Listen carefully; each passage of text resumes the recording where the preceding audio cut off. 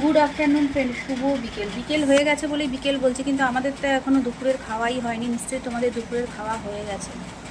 তো চলো কি কি রান্না হয়েছে। তবে আজকে রান্না আমি করিনি, সমস্ত রান্নাটাই বড়মশাই করেছে। তার যেহেতু ছুটি ছিল এই জন্য সেই করেছে।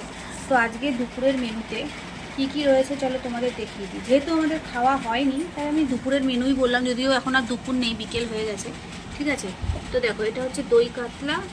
এটা হচ্ছে একদম ছোট ছোট না, মানে শিঙি মাছের থেকে একটু বড় সাইজ, আবার একদম বড় মাগুর মাছের থেকেও একটু ছোট মাঝারি সাইজ। ওই মাছ দিয়ে আলু দিয়ে পটল দিয়ে আদা বাটা দিয়ে পাতলা করে ঝোল করেছি, এটা বাচ্চাদের জন্য করেছি।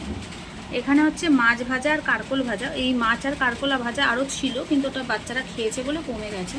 আর এটা হচ্ছে মাছের তেল চচ্চড়ি, কাতলা মাছের তেল, সব সবজি দিয়ে বানিয়েছি। এই হলো আজকে দুপুরের মেনু।